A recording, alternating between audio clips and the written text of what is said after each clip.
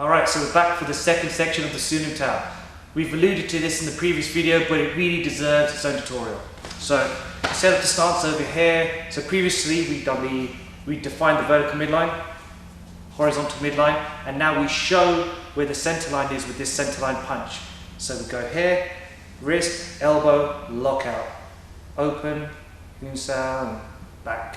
Repeat on the other side, open, WingTsun, and back. So obviously in application you don't punch like this, but we're teaching some basic mechanics and developing some attributes, and also just teaching the student to release some energy with their first punch over here. But now in application it's performed more like this. Okay, so I'll show you from this angle so it's easy for you to see.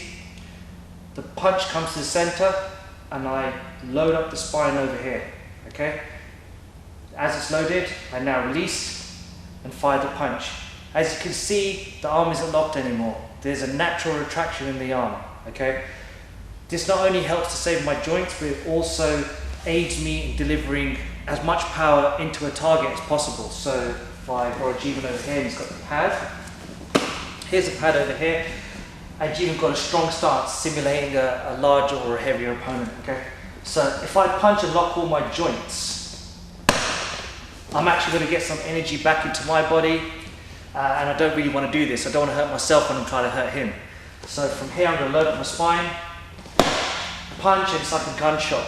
I want the energy to go through him, leaves my body all the way into my target, and nothing coming back into me. So that's the first layer.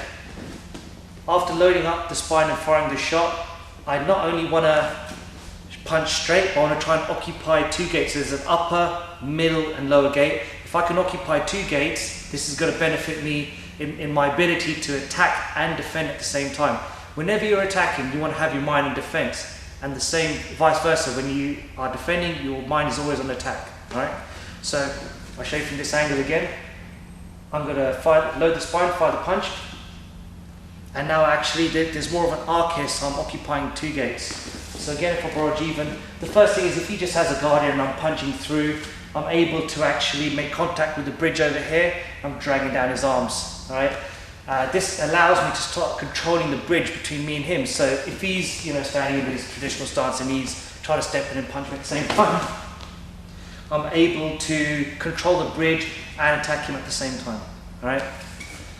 Also, a nice drill to do to start to really understand where the angles and where the arm's meant to be when you're performing the punch is a real simple one over here.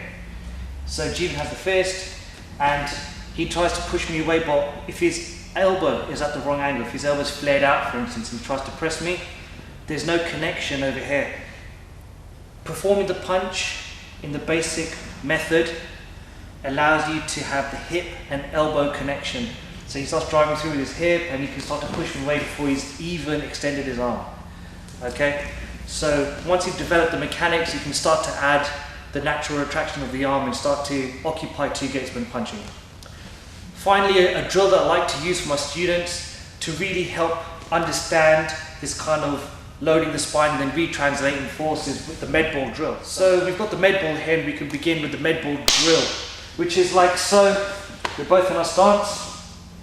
And I'm going to toss the ball to Jeevan. If he just tries to absorb the flying medicine ball with just his arms, it'll actually start to knock him out of his structure. As he chucks it back at me, chuck it a bit harder. Here we go. I'm actually absorbing into my structure over here. Okay? And then I'm retranslating the force and throwing it back to him. So I'm developing this springiness over here that we try to promote when doing the punch in the second layer. So throw the ball to him, throws it back to me. Okay? When you get good at this and he's able to absorb, so try and absorb into your structure, into your pelvis. There we go. This is better. So now we try and get more of a plyometric effect. Okay? So you've got to treat the ball like it's very hot. The minute that you've absorbed it, you've got to immediately retranslate the force and fire the med ball back to him.